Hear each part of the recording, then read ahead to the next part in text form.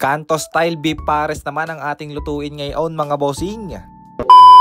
For today's video, naandini nga pala ako ngayon mga bossing sa Santa Maria, Santo Tomas, Batangas para bumili ng karne ng baka. Sobrang mura nga lang pala ng presyo ng mga karne dito mga bossing, kaya tayo dumayo pa din eh. Halos lahat nga pala ng klase ng karne ay naandini na. Karne ng baka, karne ng kalabaw, kambing, kabayo at marami pang iba mga bossing. At ayun, pagkatapos nga natin palang mamili ng mga kinakailangan natin para sa ating pares, umuwi na kagad tayo at namitas na nga rin pala ako din ng luya na tanim ni Papa. Kumuha na nga din pala ako ng tissue at tinupi lang natin yan, tapos binasa ko lang ng kaunti para gawin nating underliner ng ating chopping board. Second option lang naman yan mga bossing kung wala kang kitchen towel. For safety purpose lang din naman yan para hindi gumagalaw yung ating chopping board habang ikaw ay naghihiwa.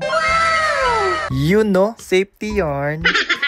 Bale, sinimulan na nga pala nating hiwain yung ating karne ng baka dyan mga bossing. Gantong hiwa nga lang pala yung ginawa natin dyan. Nasa sayo na kung gaano kalalaking hiwa ang gusto mo mga bossing. Bahala ka na. Mas maliit na hiwa, mas madaling maluto yan mga bossing. Bale, hinugasan na nga pala natin tong ating karne para matanggal pa yung kanyang libag-libag. Sunod naman natin gagawin mga bossing, magmi-mix and plus naman tayo ng iba pa nating mga ingredients. Inuna ko na nga pala dyan ang ating onion leeks. Bago ang lahat, binabati ko nga pala muna ng masayang araw ang mga tropa natin dyan. Dexter Uri, Lance Maligaya, John Nico Mansulim, JP Caballero, Riquiel Aranda, Kervin Herrera, at Marlum Tolosa. Shoutout sa inyo mga bossing. Maraming salamat nga din po pala sa mga solid na sumusuporta at sa mga bagong followers natin dyan. Magtamasa pa sana kayo mga bossing. At dahil tapos na nga tayo mag-mix and plus, eto at mag-ready na tayo mga bossing. Simulan muna natin dito sa pagpapabaga ng apoy mga bossing. Ayan na, papatasin muna natin aring ating mga panggataw. Ang ganda ng panahon no mga bossing, ang sarap magluto. Are na nga at nagsindi na.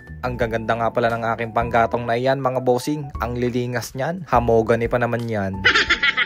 Maya-maya ngang kaunti, lagablab na ang ating gatong ay kaya naman inilagay ko na ang aking talyasay, sabay lagay ng mantika. Una nga pala nating iginisa ang ating luya, sabay lagay ng ating sibuyas. Halu-haluin lang natin yan ng mga 30 seconds bago natin ilagay ang ating bawang. Sotay lang natin ng maigi. Sinabay ko na nga din pala sa gisa yung ating star anise. And once the aroma comes out, pwede na natin ilagay yung ating karne ng baka. Haluin na rin natin ito ng mabilisan, tapos takpan na rin natin kagad hanggang sa lumabas yung kanyang katas. Kapag ganito na yung kanyang itsura, pwede na tayo maglagay dyan ng panimpla mga bossing. Unahin na natin dyan ang paglalagay ng paminta, mga 77.